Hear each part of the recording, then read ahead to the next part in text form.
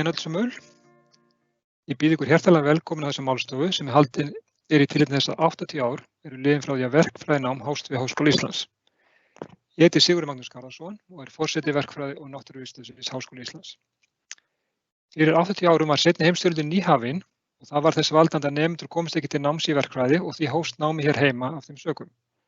Seinni heimsstyrjöldin markaði tímamót á svo marga vegu, það má segja að Ísland hafi verið kippt inn í nútímann, þjóðin efnast og fær sjálfstæði.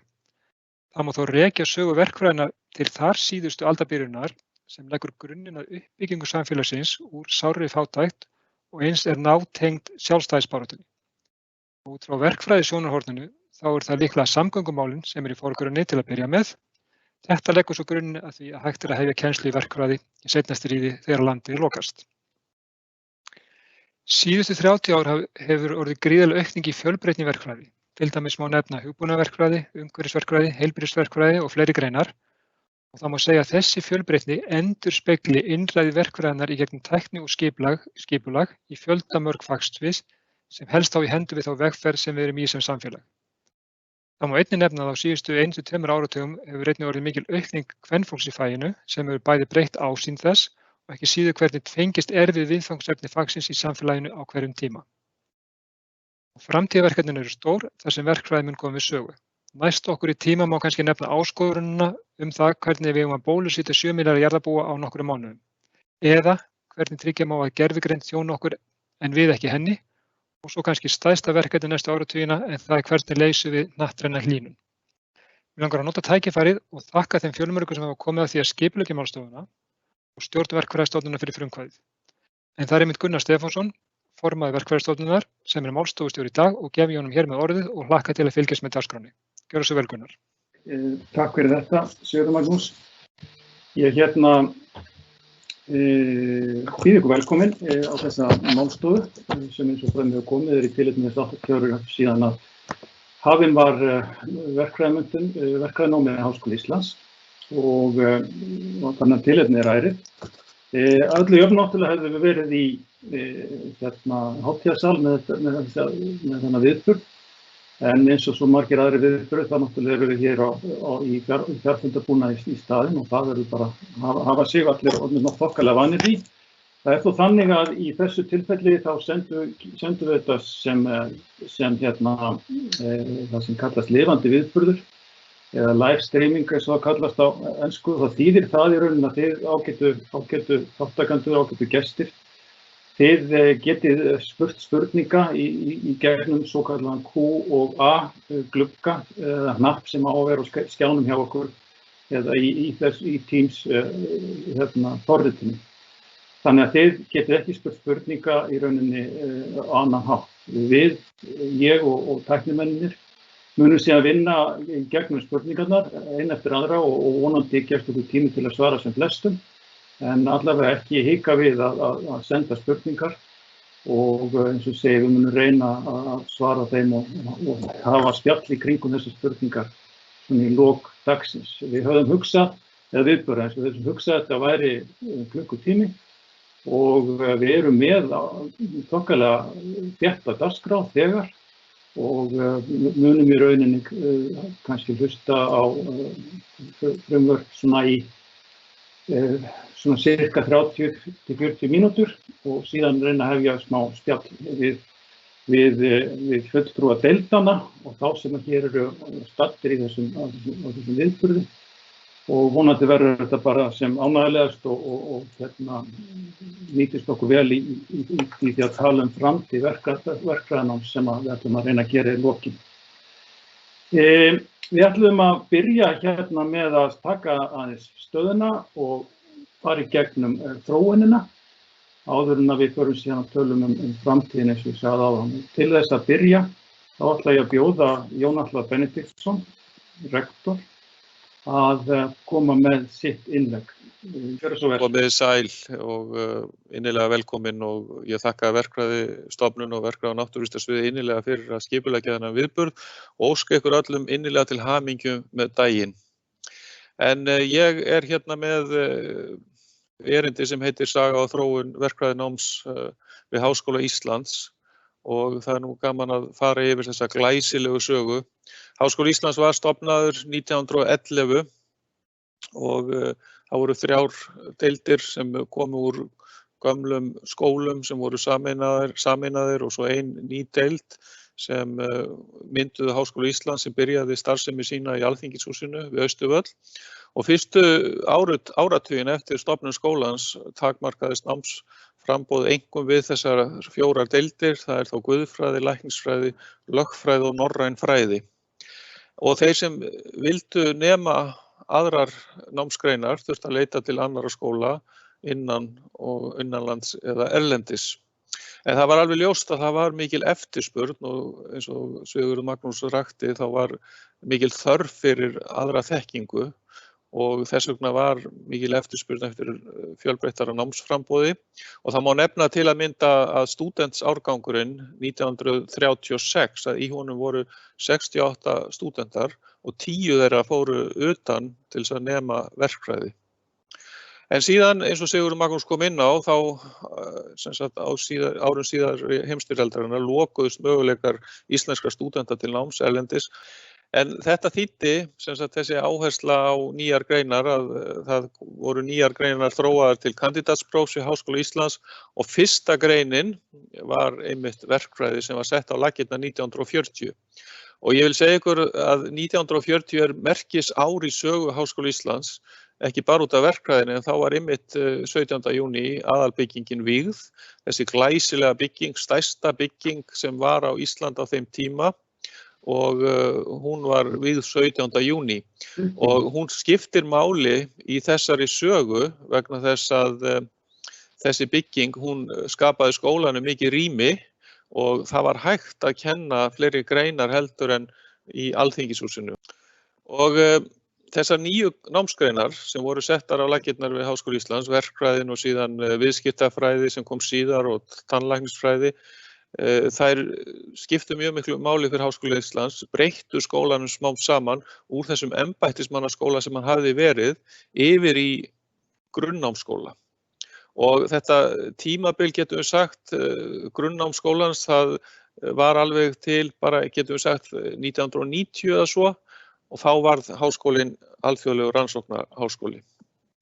En verkfræðinámið, við erum nú aðalega að hugsa það var skipulagt á gríðarlega skömmum tíma og þetta var svona klassískt íslenskt, það var bara skellt í þetta, fólk bara fór í málið og það var ekki neina reglur til það eða lög, háskólinn náttúrulega mjög formbundin stofnun en það var bara farið í málið og kennsla átti að hefjast í október og byrjaði reyndar þennan dag, 19. október, fyrsti tíminn var laugardaginn 19. október, en hún komst ekki í fullan gang fyrir en í nóvember vegna þess að það voru ekki til námsbækur.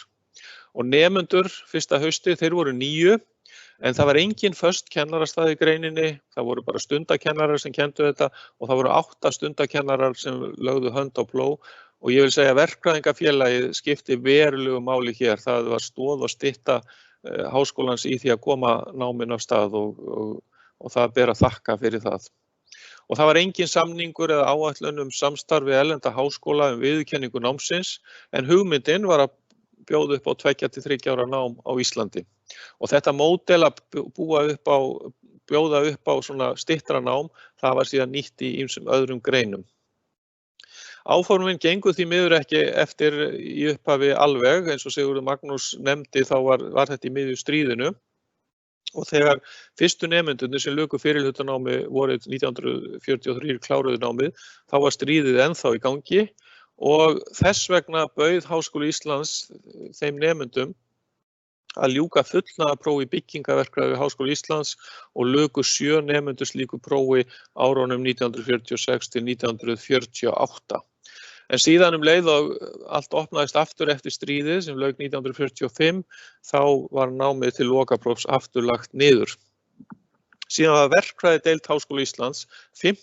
deild Háskóla Íslands, hún var stofnuð með lögum frá Alþingi í desember 1944 og það voru 3 fyrstu prófessorarnir skipaðir í upphafi árs 1945 og það voru Finnbogi Rútur Þorvaldsson í teiknifræði, Lárus Ásgeirsson í stærðfræði og Trausti Einarsson í aflfræði.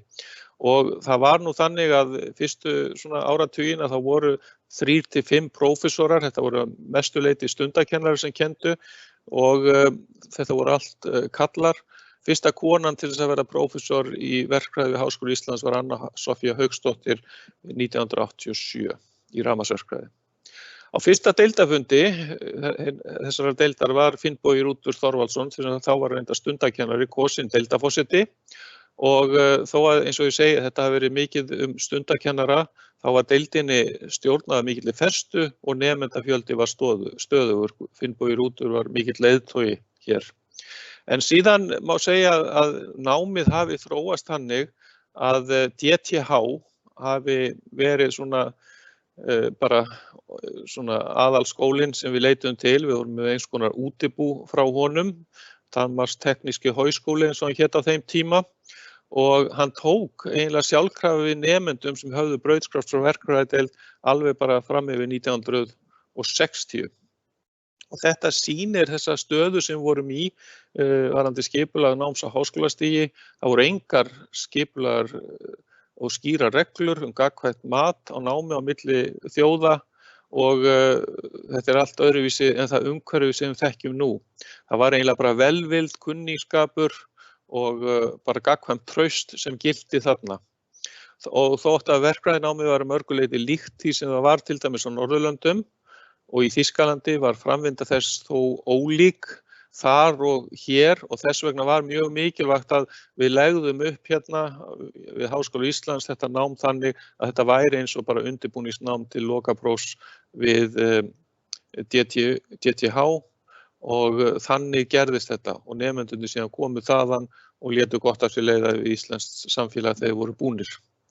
Síðan ef við spólum aðeins áfram til 1968 þá hófst endurskipulagning verkfræðideildar og var þá stofnað til kennslu til BA-prófs í raunvísindum við deildina. Og þá var stofnuð verkfræði- og raunvísindadeild. Svo verkfræðideild varð verkfræði- og raunvísindadeild 1968 og 9 greinarnar til BA-prófs voru í stærðfræði, eðlisfræði, efnafræði, jarðfræði, landfræði og líffræði. Og síðan má segja með þessu móti var þessi nýja deild verkfræði- og raunvísindadeild að koma til móts við mikla þörf hérna á Íslandi. Það var mjög mikil þörf á verkfræði, náttúrufræði og öðrum greinum raunvísinda hér. Og þetta náttúrulega þýddi líka þá voru nemendur að vinna að sér íslenskum verkefnum. Árið síðar var skipulagi verkfræði- og raunvísindadeildar breytt þannig að henni var skipt í 4 skorir. Það voru stærðfræðiskor, verkfræðiskor, eðlisfræðiskor og náttúrufræðiskor, þannig að verkfræðin varð skor í þessari deild, verkfræði- og raunvísindadeild. Og á þessum tíma var reyndar komin formleg samvinna við 4 norræna tækniháskóla seinni hlutanám í verkfræði sem var bara mjög mikilvægt og gekk reyndar vel. En nemendum hafði nú reyndar fjölgað það mikið við Háskóla Íslands í verkfræði að það þurfti að bæta við erlendum samstarfsskólum. Og því komu upp raddir að námið yrði gert fjölbreyttara með því að bjóða upp á að kenna höfuðgreinar verkfræðinar alla leið til lokaprófs og þegar við tölum höfuðgreinar þá það byggingaverkfræði, rafmagnsverkfræði og vélaverkfræði. Síðan náðist árið 1970 samkomulag við nokkra tækniháskóla í Þýskalandi og á Norðurlöndum viðurkenningu verkfræðináms við Háskóla Íslands. Þetta mjög mikilvægt skref sem þá var stigið og sama ár var tekið upp þetta 4 ára 120 eininga nám til lokaprófs í byggingaverkfræði, rafmagnsverkfræði og vélaverkfræði við Háskóla Íslands og þarna var sem sagt ein eining eins og 2 ECTS einingar eins og við þekkjum þær. Og fyrstu nemendurnir brautskráðu síðan 1974 og það voru 14 í þeim hópi. Og þessi nemendur sem luku með lokapróf í verkfræði þeir gátu sóttum og fengið starfsheitið verkfræðingur. Og ég vil nefna hérna sérstaklega að í þessu fyrsta hópi þá voru 14 kallar fyrstu konurnar með titillinn verkfræðingur kláruðu 1979. En síðan var Margrét Ólöf Björnsdóttir með BA-próf í verkfræði og raunvísindum sem kláraði 1970. En verkfræðideild og raunvísindadeild voru stofnaðar síðan 1985 upp úr verkfræði- og raunvísindadeild semst 2 deildir úr einni og árið 1989 var komið á 30 eininga meistaranámi við verkfræðideild og var fyrsta brautskráningin 1991 og þarna bara bætt einu ári við 4 árin og síðan 1993 fór fram fyrsta doktorsvörnin að undangengnu skipulegu námi við deildina með PhD. Síðan var stigið enn eitt skrefið að árið 1994 var heitinu lokapróf í verkfræði sem þótti svolítið vandræðilegt vegna þess að það var fyrsta gráða, breytt í candidatus scientiarum í verkfræði sem var skammstafað CS eða síðar cand.scient og sama ár breyttu skorirnar nöfnum sínum, það var rafmagns- og tölvuverkfræðiskor, umhverfis- og byggingaverkfræðiskor og véla- og iðnaðarverkfræðiskor og þarna var verið komið þetta eiginlega breiðara hlutverk í verkfræðinni, breiðari skírskotun eins og Sigurður Magnús nefndi í upphafi. Og síðan var samkvæmt Bologna-kerfinu tekið upp 3 ára 90 eininga BS-nám 1997 og 60 eininga MS-nám, það 3+2. Það gerist 1997 og núna eins og bara gildir enn þann dag í dag þá til þess að fá starfsheitið verkfræðingur þurfti að ljúka meistaraprófi. Árið 2000 fjölgaði skorum í verkfræðideild í 4 þegar tölvunarfræðiskor kom til deildarinnar frá raunvísindadeild og jafnframt var námsleiðum fjölgað þegar tekið var upp kennsla í efnaverkfræði og hugbúnaðarverkfræði. Og síðan sameinuðust, getum við sagt, aftur verkfræðideild og raunvísindadeild árið 2008 þegar ný lög tóku gildi og svokölluð skólaskipting, þá komu 6 deildir undir og þar eru 3 verkfræðideildir eins og við þekkjum í dag. Það voru 4 skorir, það eru nú 3 iðnaðarverkfræði, vélaverkfræði og tölvunarfræðideild, sem sagt tölvunarfræðin og vélaverkfræði og iðnaðarverkfræði saman og síðan rafmagns- og tölvuverkfræðideild og umhverfis- og byggingaverkfræðideild. Þetta skipulagið.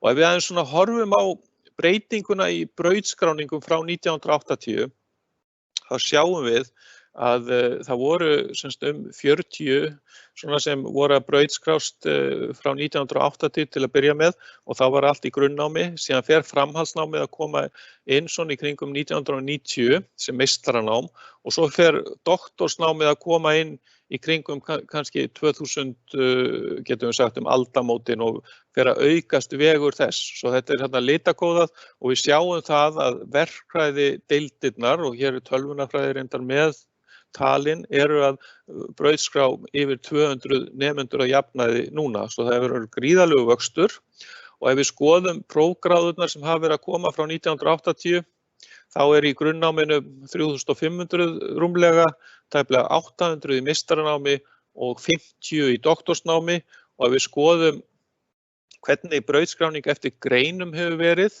þá þetta frá 1980 aftur og tölvunarfræði náttúrulega stærst þarna yfir 900 brautskráningar en ef við skoðum verkfræði greinarnar þá vélaverkfræði stærst, síðan iðnaðarverkfræði, rafmagns- og tölvuverkfræði, byggingaverkfræði og umhverfis- og byggingaverkfræði. Þetta sem sagt hægt að greina þetta miklu betur en þannig sjáum við breytingarnar líka hvernig þetta hefur þróast vegna þess í upphafi þá var byggingaverkfræði langstærst og nú sem sagt véla- og iðnaðarverkfræði sem sagt hafa nokkuð tekið yfir varðandi stærð og svo náttúrulega nýja greinin hugbúnaðarverkfræði sem hefur komið inn. En ef við skoðum eins og Sigurður nefndi, konur hafa verið að koma meira inn sem nemendur í deildirnar sem mjög jákvætt og ég nefndi það fyrst voru það einvörðungu kallar. Við sjáum að konum fjölgar smám saman ef við skoðum þetta aftur frá 1980. Þeim að fjölga í greinunum og í sumum af þessum greinum bara nokkuð gott kynja jafnvægi. Varðandi kennarana þá voru eins og ég nefndi kallar í mjög bara eiginlega 100% fjöldi þeirra í upphafi. Það voru reyndar fáir kennarar fyrst en það kom mikil innspýting af kennurum í kringum 1970 þegar þetta stækkaði og nú eins og við vitum þá eru fleiri konur sem hafa komið til kennslu í þessum deildum. Það ekki hægt að nefna námi í verkfræði án þess að koma inn á Vigdísi Finnbogadóttur fyrrverandi forseta, frábær velunari verkfræði deildana hefur stutt þær alveg bara alla tíð. Dóttir Finnboga, fyrsta kennarans, fyrsta deildaforsetans, hefur veitt verðlaun úr minningarsjóði bróður hennar Þorvald sem dó langt fyrir aldur fram og hér hún nýjasta myndin þegar hún afhendi Daniel Þór Guðmundsssyni nemanda úr hugbúnaðarverkfræði viðurkenningu. En Vigdís fékk heiðursdoktorsnafnbót frá verkfræðideild, fyrsta heiðursdoktorsnafnbótin innanlands sem hún fékk árið 2000. En mig langar aðeins að nefna hérna vísindastarfið, svona aðeins í lokin. Vísindastarfið við verkfræðideildirnar hefur verið mjög blómlegt og mjög glæsilegt. Og við skoðum samkvæmt Web of Science breytingar í birtingatölum. Nú hafa rannsóknir bara innan háskólans verið að aukast á undanförnum árum og eflast. Ef við skoðum þetta bara frá 1996 til 2019, þá sjáum við að við förum frá svona 25 upp í tæplega 200 birtingar. Svo þegar við sjáum að þetta svona einhver nýföldun sem er að ræða, sem mjög glæsilegt. Og við sjáum líka að röðun verkfræðinnar í bara samkvæmt listunum sem við skoðum, Times Higher Subject Rankings, þetta semst fyrir einstök svið 2020 og Shanghai Subject Rankings 2020, að verkfræðin að koma mjög vel út, þarna í topp 200 í verkfræði og tækni hérna hjá samkvæmt Shanghai og svo rafmagnsverkfræði og fjarkönnun að koma í topp 40 þarna á Shanghai. Þetta gríðarlega flottur árangur. Og svona varðandi Times Higher þá vil ég nefna að þetta nú eitthvað tölur sem við sýnum nú ekkert mjög oft, en verkfræði og tækni kemur mjög vel út í áhrifamætti birtinga. Og hérna hann tekinn saman á skalanum frá 0 upp í 100 og verkfræði og tækni frá 2015 til 2019 að skora frá 94 og síðustu 2 árin hefur þetta verið 98 af 100 sem alveg bara með því allra fremsta í heiminum. Síðan ekki hægt að sleppa því að nefna samstarf við atvinnulífið og nýsköpun. Marel sprettur út úr Háskóla Íslands, kemur út úr Raunvísindastofnun, vinnu Rögnvaldar Ólafssonar, en það voru verkfræðinemar sem unnu með Rögnvaldi og hann náttúrulega mjög nálagt verkfræðinni og þetta náttúrulega bara dæmi um einn glæsilegan samstarfsaðila sem við getum verið mjög stolt af. Síðan nýsköpun nemenda, hvað nemendur hafa sýnt mikla hugmyndaauki, þetta nemendadrifið verkefni, Team Spark, rafdrifni, kappasturspíllinn og náttúrulega tæknin hefur orðið sýnt mikla framþróun en þarna hafa nemendur líka tekið glæsilegt frumkvæði sem við getum verið mjög stolt af. Gullleggið kom líka út frá nemendum við Háskóla Íslands í verkfræði og viðskiptafræði, það Innovit, mjög glæsilegt og þetta rann síðan inn í Icelandic Startups og við getum verið stolt af því. Svo vil ég nefna vísindagarðasvæði sem dæmi einhver tækifæri sem við höfum innan Háskóla Íslands til þess að halda áfram að efla okkur og hér samstarf atvinnulífs og háskólastarfsemi og háskólasamfélagsins. Mörg fyrirtæki að koma og mikill vaxtabroddur, Gróska nú að opna á þessu ári, þar verður sprotasetur, háskólastarfsemi og þarna gríðarleg tækifæri fyrir verkfræðideildirnar og bara Háskóla Íslands sem heild til þess að efla samstarf. Svo að ég vil bara óska ykkur aftur innilega til hamingju, þetta alveg sérstaklega glæsileg saga, við getum verið mjög stolt af henni og svona ef við horfum 80 ár tilbaka þá gerðist þetta náttúrulega, getum við sagt með vanefnum, en núna, 80 árum síðar, getum við sagt staða verkfræðinnar við Háskóla Íslands sterk. Við viljum náttúrulega gera hana enn sterkari, við viljum vinna hérna að því að efla hana og það náttúrulega mjög mikilvægt að hafa toppnemendur og þess vegna mikilvægt að fá þá inn í skólan og vekja áhuga þeirra og ég veit að það unnið alveg einstaklega gott starf á verkfræði- og náttúrusviði hvað þetta varðar.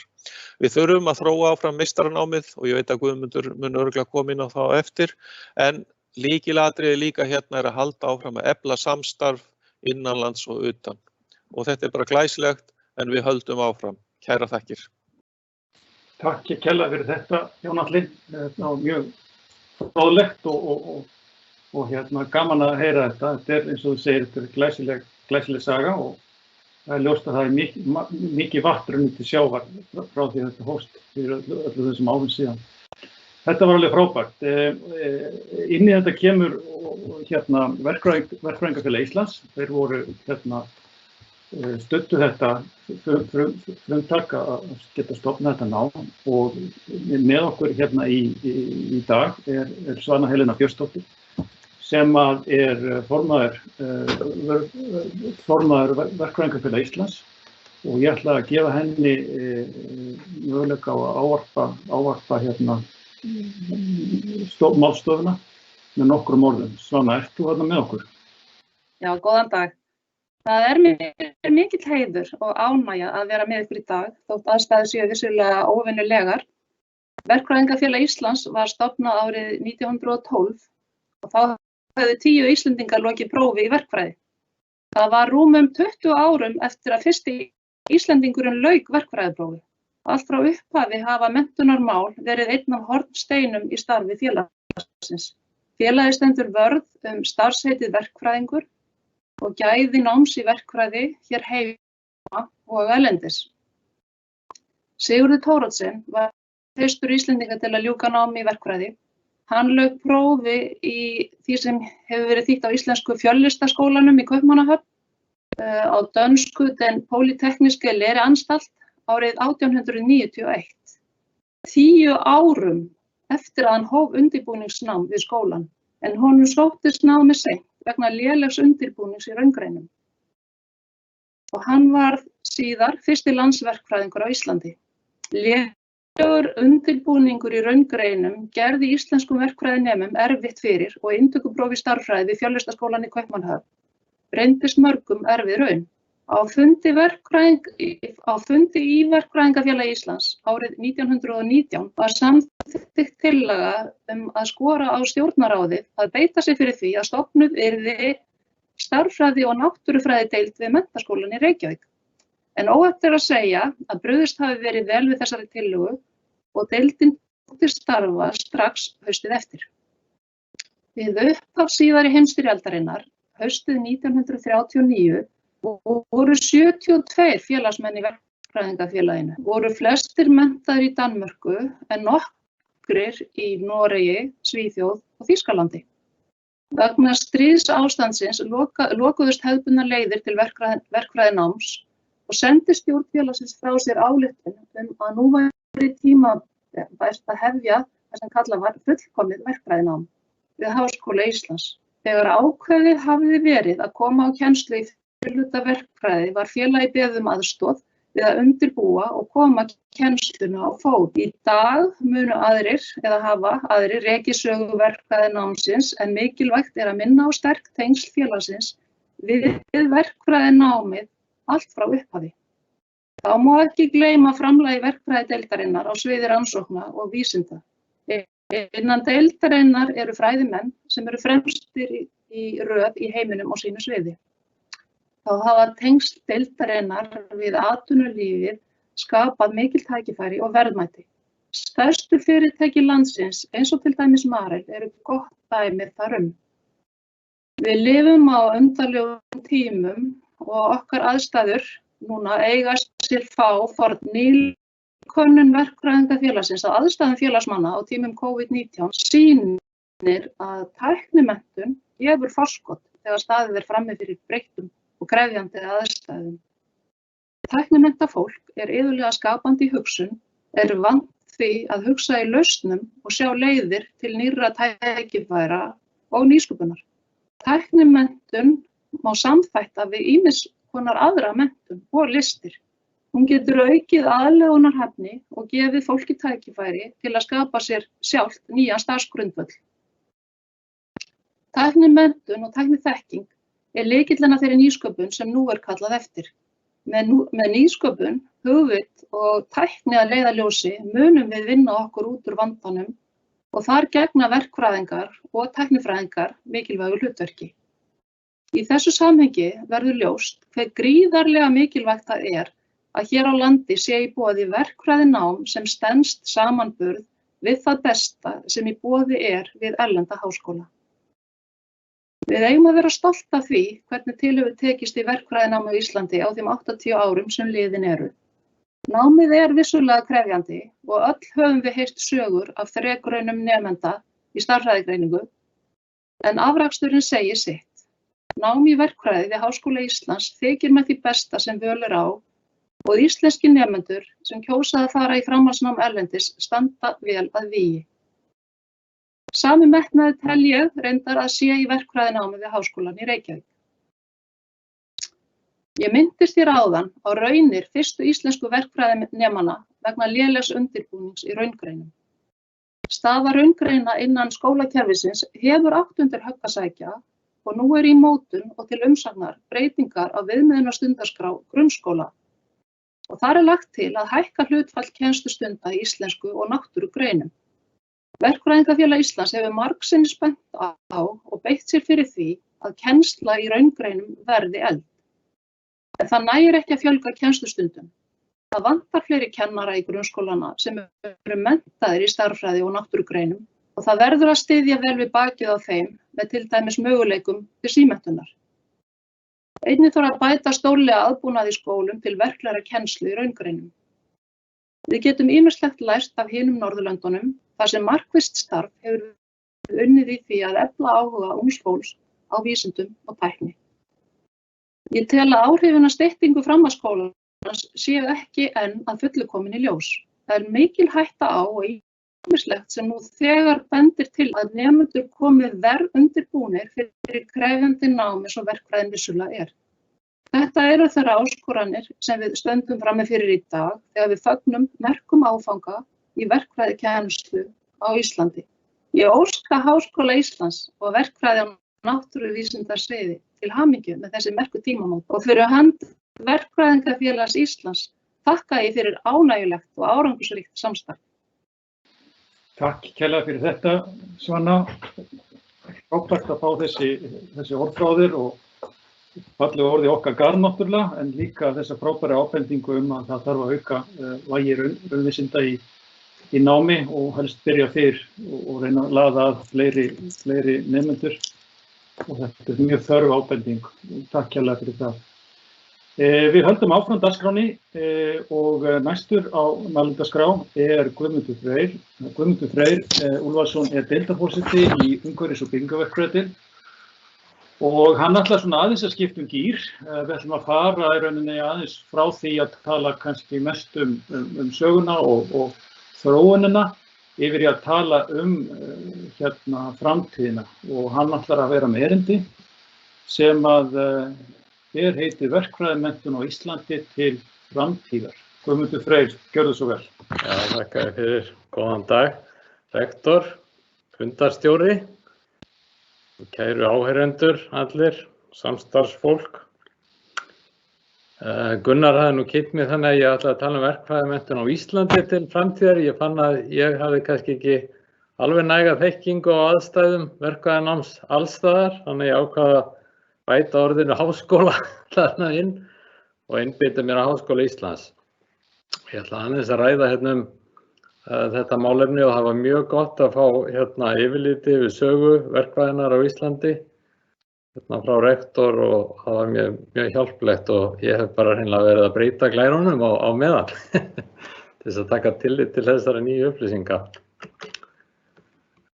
Og þá ætla ég nú að keyra þetta í gang og byrja á því að tala örlítið doktorsnámið en ekki staldra þar mikið við. Það gengur í raun og veru geysilega vel og mjög öflugt og virkt og í vexti og allt vísindastarfið í verkfræði sem því tengist. Það hefur bara gengið vonum framar og það mikil virkni, mikið af birtingum og mikil áhrif eins og rektor fór svo vel í fyrir okkur. Þannig að við gleðjumst yfir þessu mikla árangri og vonumst til þess að geta haldið honum áfram og í raun og veru sé ég ekkert sem bendir til annars. Það gengur í raun mjög vel og þegar svona vísindastarf kemst á skrið þá í raun og veru hjálpar það sjálfu sér að halda áfram á góðu skriði. Þannig að ég held að framtíðin sé mér björt í doktorsnámi í verkfræði. Styrkjaumhverfið hefur líka vaxið og batnað og þannig að ég sé framtíðina sem mjög bjarta þar. En þá ætla ég að stoppa aðeins við meistarnámið, framtíðin kannski ekki alveg eins björt þar. Eins og rektor svona myndist á ég myndi kannski vara ykkur við og ég ákvað að fara aðeins hérna aftur í tíman og kíkja í kennsluskrá háskólans fyrir 15 árum. Og skoða það fjölda framhaldsnámskeiða sem þá voru á meistarastigi og telja þau.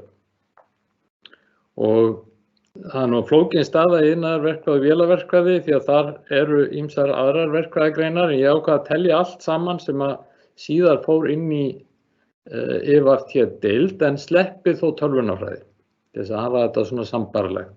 En þá fann ég hérna 17 námskeið í iðnaðar- og vélaverkfræði og öðrum tengdum verkfræðigreinum, 19 námskeið í rafmagnsverkfræði og 20 námskeið í umhverfis- og byggingaverkfræði. Við vorum mjög bjartsýn að þessum tíma og allt horfði í raun upp á við og það voru mjög mikil aðsókn í meistaranámið eins og sást í tölum rektors, þá var næstu því 50-50 skipting á milli brautskráðra á milli meistaranema og grunnnema sem þýðir að stór hluti grunnnemann okkar fór í meistaranámið okkar og var að útskrifast frá okkur og sá hópur sást eiginlega á árinu 2009. Í millitíðinni varð efnahagshrun og það hafði áhrif og það dró úr fjárveitingu og það olli háskólanum náttúrulega vissum vandræðum. Og það að sjálfu sér skiljanlegt og ég tel að í raun og veru hafi Ísland og íslenska ríkið og háskólinn og allir staðið geysilega góðan vörð skólan og það starf sem þar var. En hins vegar hlaut að sjá á þessu einhver staðar að það varð efnahagshrun og það kom fyrst og fremst fram í meistaranáminu. Og þegar ég taldi námskeiðin í kennsluskrá þá sá ég að í rafmagnsverkfræðinu voru orðin 9 árið 2010 til 11 og umhverfis- og byggingaverkfræði voru 10. En iðnaðarverkfræði og vélaverkfræði hafði náð að halda sínu striki töluvert og að sumu leyti skýrist það miklu leyti af því að þar er meiri breidd. Það eru töluverður fjöldi verkfræðigreina þar undir og þar var meira þess að skipt fög. Það er að segja eitt nám í verkfræðinni hætti og annað tók við og þannig að það náði að haldast en það eru sumu leyti einsleitari hópur og fókusari hópur í rafmagnsverkfræði og umhverfis- og byggingaverkfræði. En þetta hefur þau áhrif að það fækkaði meistaranemendum augljóslega og það myndar í raun og veru vissa ógn við framtíðina því að þegar að nemendum fækkar þá dregur óhjákvæmilega úr fjárveitingunni og ef það dregur úr fjárveitingunni þá verður áfram erfiðara að halda fram í námskeiðunum og ef það eru færri námskeið þá halda áfram að vera færri nemendur. Þannig að það er hætta hér á þessum vítahring og við þurftum því að reyna einhvern veginn að verjast í en það hefur reynst þrautinni þyngri. Niðurstaðan af þessu er að eins og við sáum í glærun rektors að þá var orðið lítill hluti af útskrifuðum frá verkfræðideildunum sem er að útskrifast úr meistaranáminu, frekar lítill hluti. Og það þýðir að meiri hluti nemendanna hérna er að aðeins að klára BS-námið. Og eins og við heyrðum á sögu rektors þá þýðir það að við erum í raun og veru að varpast 50 ár aftur í tíman þar sem við erum í grunninn til aðeins með fyrrihlutanám í verkfræði. Það eru örfáir sem eru að ljúka hér lokaprófi til þess að fá hér lögverndaða starfsheiti verkfræðingur. Það hefur mikið verið talað um það og ég heyri það að verkfræðingum af svona minni kynslóð og eldri, það sé allt í lagi. Við fórum öll í meistaranám erlendis og þau kynslóður þar á undan fóru í meistaranám erlendis, en það er stór munur á því. Því að þetta meistaranám sem við fórum í erlendis og kynslóður á undan okkur var ofan á í raun og veru það að vera orðin lögverndaður eða vera með því lögverndaða starfsheiti verkfræðingur. Vera komið lokaprófi verkfræði hérna á Íslandi eftir 4 ára nám. Þannig að það sem er að gerast núna er að fólk er að ljúka 3 ára námi og fer síðan í meistaranámið erlendis. Það skapar vissa ógn því það er stór hluti eða allavega mikilvægur hluti fólks sem hefur ekki tök á því að fara erlendis sér alveg í núverandi ástandi en einnig í venjulegu árferði og þannig að það er viss áhætta fólkin í því ef við erum ekki að bjóða fullt nám hér með fullum aðstæðum. En þá er bara best að stökkva í stöðun í dag og reyna að draga ekki neitt dul yfir hana. Ég taldi námskeiðin og þá eru þau komin niður í 4 sem ég fann í rafmagnsverkfræði og 8 í umhverfis- og byggingaverkfræði sem eru merkt F og eru í framhaldsnáminu. Og þetta sjáum við í innritunum að þó svo að fjöldi innritara nemanda sé mjög hár ennþá þá eru fjöldi þeirra sem skrá ný inn í námið, meistaranámið, hann ekki mjög hár. Og þannig að meistaranámið okkar hérna bara í raunverulegri hættu. Og þess vegna vildi ég svona vekja athygli á því að það áhætta fyrir Ísland ef við missum niður það að vera að mennta hér verkfræðinga til þess að fá verkfræðingsstarfsheitið á Íslandi. Og það verður bara nauðsynlegt að sækja allt það, þau réttindi, starfsréttindi til útlanda. Það bara viss áhætta. Og ég tel að við þurfum hérna að snúa vörn í sókn og við höfðum í raun og veru verið bjartsýn fram að þessu að það tækist, en þá kemur COVID og það verður augljóslega nýtt efnahagshrun út af því. Þannig að við getum ekki búist við því að það verði einhvers konar vöxtur í fjárveitingum til háskólans á komandi árum, þó að mér heyrist á öllu að það sé mikill vilji meðal ríkisstjórnar og Íslendinga allra að standa vörð háskólan og þá starfsemi sem þar Þannig ég varpa hérna fram ýmsum hugmyndum og það gott að varpa hérna fram hér til allra áheyrenda að við þurfum að finna leiðir til þess að taka nám sem í raun og veru mjög dýrt nám. Verkfræðinám dýrt nám, krefst mikils kostnaðar. Getum við einhvern veginn staðið vörð gæði þess en breytt formið þess, þannig að við getum boðið öflugt meistaranám á Íslandi en innan núverandi fjárhagsramma. Og þá varpa ég hér fram hugmyndum hvort að námskeiði gætu verið öðruvísi, þar að þau gætu byggt á miklu færri vinnustundum kennara og verið verkefnamiðaðra nám. Og það ætti að leiða til þess að við getum boðið miklu meira úrval námskeiða sem aftur gerði námið áhugaverðara fyrir nemendur. Einnig væri hægt einfaldlega að hafa stærri námskeið og hafa færri námskeið til þess að ljúka námi. Að sumu leyti hægt að nýta sér þá tækni sem nú þróast mjög hratt í kófinu sem fjarnám og í raun og veru hægt að hluta til að hafa það alveg sjálfvirkt. Og þá gætu kennarar eitt minni tíma í þá parta en sinnt einhverjum pörtum sem þarf að vera í staðkennslu og þá horfum ég kannski fyrst á verklega námið en við höfum að sjálfsögðu ávallt litið til þess að verkfræðinám get ekki bara byggst á bóknámi. Það verði einnig að byggjast á verklegu námi og það hluta því sem gerir verkfræði dýrt nám og dýrt að halda úti. En það væru til lausnir fyrir fjarnám með því að bjóða staðkennslu, til dæmis 3 vikna staðkennslu lotu, þar sem að nemendur kæmu víða að, væru hér hjá okkur og tækju verklega hlutan en væru að öðru leyti einhvers staðar annars staðar.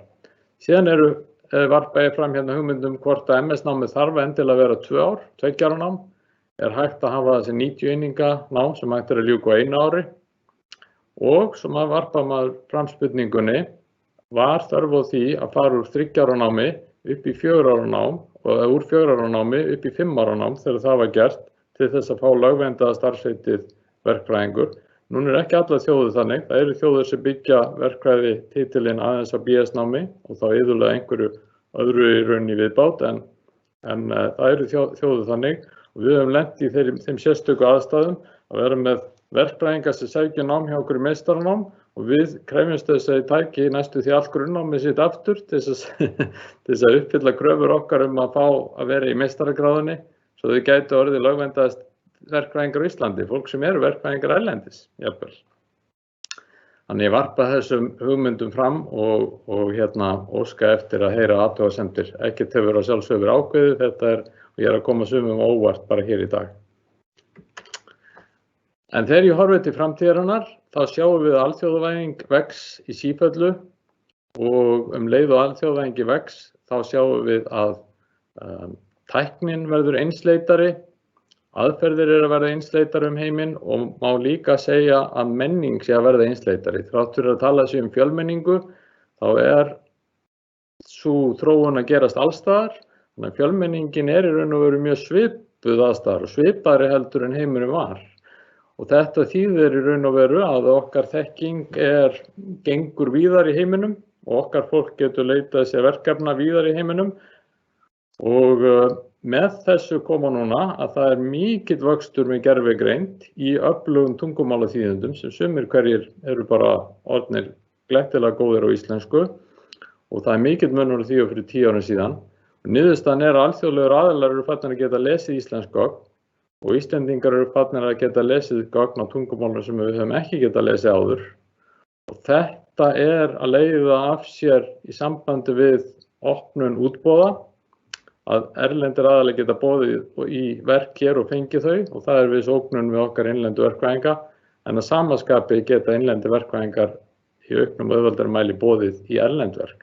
Þannig að þetta held ég að sé að eitthvað sem eigi eftir að stórbreyta heiminum, og við þurfum einhvern veginn að hugsa að undirbúa okkar fólk undir þá nemendur sem eru núna í starfi, að eftir 20 ár held ég að heiminum verði verulega opnari en hann jafnvel í dag, og það verði mun meiri erlend samkeppni. Þetta tengist við þá þróun sem við sjáum í áskriftarþjónustum á netinu, þar sem alls konar þjónusta og tæknilegir útreikningar í boði í áskrift, aðferðir og hugbúnaður þjónusta á netinu. Þetta opnar heiminn enn frekar og lætur okkur taka þátt í heimssamkeppni verk og vinnu, en að sama skapi býður okkur upp á þau tækifæri að selja okkar lausnir út allan heim. Þannig að þetta eru tækifæri og ógnanir sem í þessu felast og eitthvað sem við þurfum að hugsa til í þeirri menntun sem við bjóðum okkar stúdentum til framtíðar. Ef við vík stuttlega að BS-náminu, þá gengur það í raun og veru glæsilega vel. Og við sáum það í tölum rektors og þar hefur verið mikill vöxtur og þar hefur fjöldi nýnema komið í námið og það mikil og góð aðsókn að BS-náminu okkar. BS-námið fær góðar umsagnir frá stúdentum, það fær góðar umsagnir frá brautskráðum. Og brautskráðir eru að ná góðum árangri, fá vinnu við hæfi, við komast í framhaldsnámi í bestu háskólum heims og BS-námið því í raun og veru að virka mjög vel. Námið hefur þróast í gegnum árin, en undanferðið hefur það þó ekki tekið einu stórum breytingum.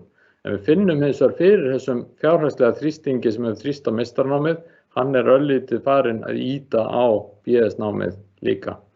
Og þá spyrjum við, fjarnám eitthvað sem að fara að aukast í BS-námi í verkfræði?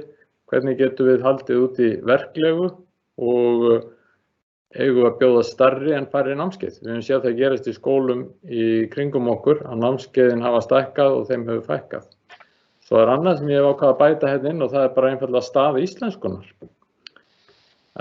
Eftir því sem að það fjölgar erlendu starfsfólki, þá fjölgar námskeiðin sem eru kennd á ensku og það eitthvað sem við þurfum að hugsa Hvaða vörð eigum að standa íslensku í kennslunni og hver á að kenna verkfræði á íslensku og tala verkfræði á íslensku ef ekki Háskóli Íslands? Hver í heiminum ætlar að gera það?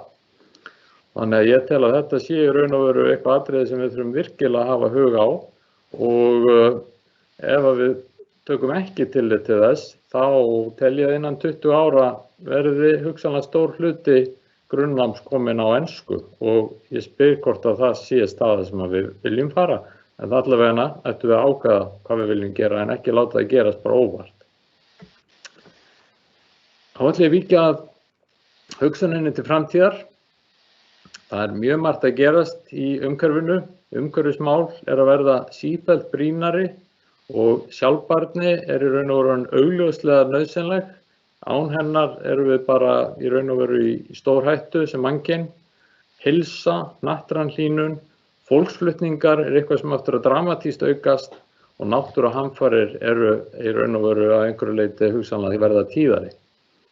Og sama tíma þessi alþjóðlega samkeppni að stóraukast og veitir okkur tækifæri en líka ógnanir. Og þessi tæknilega þjónusta sem við sjáum, alþjóðlega netfyrirtækja sem að ríða sér til rúms og hefur mikil áhrif á okkur. Og ég ætla aðeins að minnast á það þegar við hugsum fjarnámið hér, að þessar verkefnalausnir og þessi tæknilegu fyrirtæki ásamt sjálfvirkum þýðendum gerir það verkum að það ekki svo augljóst að við getum boðið fjarnám eða fjarpróf eða heimaverkefnum við sama hættu áður. Þegar nú geta nemendur einfaldlega gerst áskrifundur af erlendu þjónustum, afhent þeim dæmin sín til útreiknings og fengið þau útreiknu tilbaka innan hálftíma. Þannig og geta skilað okkur þeim dæmum. Ísland hefur raun og veru ekki þurft að hugsa þetta en önnur lönd hafa þurft að hugsa þetta í 10 ár. Þessi tækni hefur eins og þróað svo mikið að nú þetta farið að skipta máli á Íslandi. Og ég lík þar með máli mínu og varpa því áfram til fulltrúa deildanna. Takk fyrir þetta, Guðmundur Freyr. Þetta var mjög þörf orð, margt sem þarna kom fram sem að virkilega þarf að skoða og spá í og útfæra. Svörin eru kannski ekki öll á reiðum höndum, öllum þessum spurningum, en vissulega eitthvað efni sem við þurfum að kíkja á. Við erum búin með mælendaskrá þar sem eru frummælendur. Við höfum nokkra mínútur eftir í rauninni. Við ætlum að vera búin 2 en við erum aðeins sein, tæknin var aðeins að trufla okkur í upphafi. En við skulum samt halda áfram í 10 mínútur viðbót eða verulega eitthvað vegna. Það er náttúrulega þannig að þeir fara sem þurfa að fara.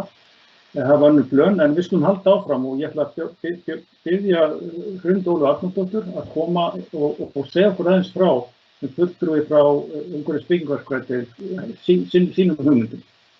Gjörðu svo vel, Hrund. Já, ég heiti sem sagt Hrund og ég prófessor í umhverfis- og byggingarverkfræðideild. Ég gaman að segja ykkur, það nákvæmlega 30 ár síðan ég hóf nám mitt í deildina og hef starfað í 14 ár. Ég þekki þá nokkuð vel til deildarinnar og mér sönn ánægja að fá að ræða aðeins við ykkur stöðu og framtíð náms í umhverfis- og byggingarverkfræði. En okkar nám kannski svona elsta námið, við erum elsta deildin innan verkfræðinnar. Við hönnum og skipuleggjum og byggjum samfélagslega innviði eins og hús, brýr, vegi og hafnir.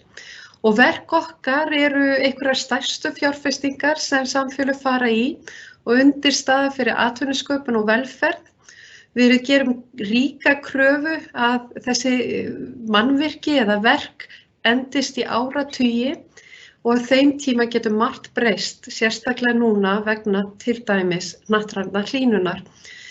Því myndi ég segja að nýsköpun hefur aldrei verið mikilvægari en núna innan umhverfis- og byggingarverkfræði deildar. Og mér langar aðeins að segja ykkur frá svolítið breytingunum sem hefur verið að fara fram hérna í náminu. Sko við búum á sjálfbærnisöld á tímum þar sem eru gerðar ríkar kröfur til heildstæðar nálgunar og samvinnu á milli fagsviða og hagsmunaaðila. Á sjálfbærnisöldinni þarf að búa til viðnámsþolnar borgir, samfélög sem geta breyst og aðlagast að nýjum aðstæðum. Sem dæmi hefur COVID-faraldurinn bara á nokkrum mánuðum gjörbreytt nýtingu sumra mannvirkja hér á landi. Mannvirkin okkar þurfa því að vera sveigjanleg og borgarumhverfið okkar heilsusamlegt svo við séum betri í stakk búin til að takast á við þessar nýju áskoranir í síbreytilegum heimi. Á síðastliðnum 3 áratugum hefur námið í umhverfis- og byggingarverkfræði því breyst töluvert.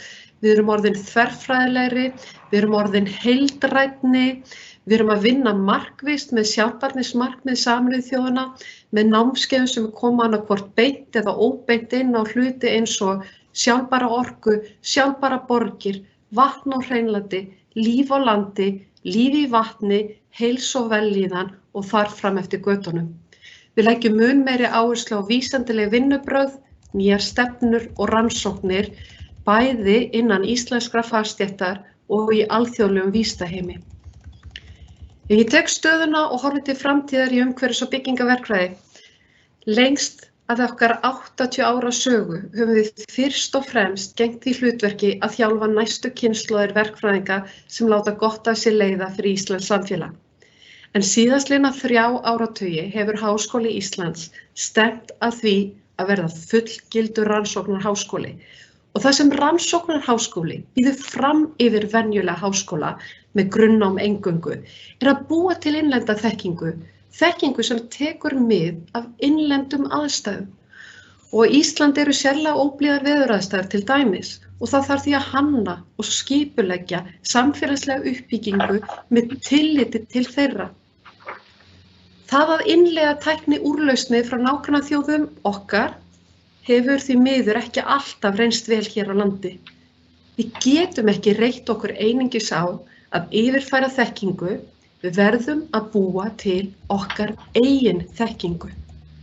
Meistar- og doktorsnemendur eru burðarhjól í nýsköpun og þekkingarsköpun og ég ætla að leyfa mér að vera jákvæð og bjartsýn og ég segi, þetta akkúrat ekki núna réttinn tími fyrir Íslendinga að fjárfesta enn frekar í meistara- og doktorsnámi á sviði verkfræði.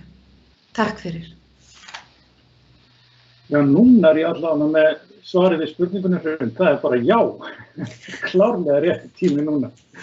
Þannig að það ekki erfitt að svara þeirri spurningu. Takk fyrir þessi frábæru orð Hrund og alveg klárt að sjálfbærnin lykilorðið og deildirnar okkar þegar verða að hlúa því að reyna að aðlagast námið að þeim kröfum nútímans og framtíðina náttúrulega.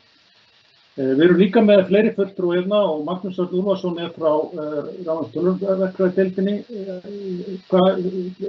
Ert þú að sjá mikla breytingar sem tengir sviðinu þínu, rafmagnsverkfræði og tölvuverkfræði? Já, sem sagt, eins og Gunnar sagði, þá var ég deildarforseti rafmagns- og tölvuverkfræðinnar og undir það svið þá augljóslega rafmagns- og tölvuverkfræði og sem má ekki gleyma að við erum líka með sem sagt læknisfræðilega verkfræði. Og í rauninu öll þessi svið, þau tengjast svona tæknibyltingum komandi tíma, til dæmis 4. iðnbyltingunni og það sem við höfum reynt að gera að svona undirbúa okkar nemendur sem best undir þá tíma og sem sagt höfum nýlega stofnað mörg fög í kringum hluti eins og tölvuverkfræði, fjarskiptaverkfræði, rafeindatækni og síðan gervigreind, merkjafræði og fleiri fög. Þannig að við höfum verið að stofna nýja kúrsa sem ég held að séu mikilvægir fyrir nemendur sem eru að útskrifast í dag og á næstu árum. Varðandi grunnnámi hjá okkur og doktorsnámi þá tek ég undir með Guðmundi að þeir hluti ganga mjög vel en svona það sem við myndum helst vilja vinna að á næstu árum eins og hefur reyndar komið mjög skýrt fram hjá þeim sem hafa talað sem sagt meistaranámið hjá okkur og sem sagt við höfum kannski nefna það að tölurnar sem voru nefndar varðandi svona fækkun framhaldsnámskeiða, það má kannski að mörgulítið skýra svona tæknilegum ástæðum vegna þess að við erum með bæði svokölluð framhaldsnámskeið sem eru F-námskeið og síðan eru við með svona grunn- og framhaldsnámskeið sem eru kölluð M-námskeið og svona mikið af okkar framhaldsnámskeiðum hafa svona þróast út í það að verða M-námskeið. Þannig að það eru svona tæknilegar skýringar á sumum af þessum hlutum. En engu að síður þá hefur orðið fækkun hjá okkur í meistaranáminu og við myndum gjarnan vilja snúa þeirri þróun við og auðvitað þurfum við meira fjármagn en við höfum líka reynt að koma með svona nýjungar inn í kennsluna eins og til dæmis að nýta okkur svona MOOC-kúrsa sem eru svona netkúrsar vegna þess að á svona síðari árum þá hefur orðið þróun í það átt að það er mjög mikið af frábæru námsefni á netinu sem hægt að nýta í kennslu en það er alls ekki auðvelt og það þarf að gera það á svona mjög vandaðan hátt og það þurfa að vera kennarar sem stýra því svona hvernig það allt fer fram þannig að gæði kennslunar sé alltaf í fyrirrúmi. Ég vil líka segja að eina af þessum hugmyndum sem Guðmundur var með að brjóta upp meistaranámið þannig að gefa nemendum kost á að útskrifast eftir 1 ár þannig að í staði fyrir að meistaranámið sé 2 ár að meistaranámið sé þá í rauninni með þeim valkosti að hætta eftir 1 ár eða útskrifast eftir 1 ár og þá má jafnvel endurvekja gömlu CS-gráðuna.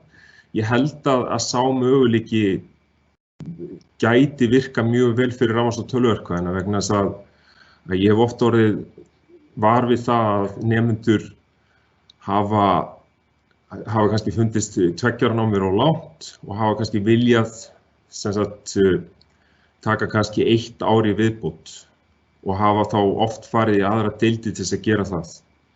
Þannig að mér finnst það vera svona álítlega möguleiki og ég hef trú á allavega fyrir mína deild að það geti hjálpa til þess að endurvekja eða svona til að lífga við meistaranámið. Ég ætla nú ekkert að segja, það er margt sem ég geti talað en svona til að halda þessu í góðum tíma þá ætlum ég bara að stoppa hérna og ef það einhverja fleiri spurningar þá ég alveg tilbúin að svara þeim. Takk fyrir. Takk fyrir þetta, Magnús Örn. Það er fróðlegt að heyra þessar athugasemdir á þér og þessar áskoranir sem þið eru með í ykkar deild.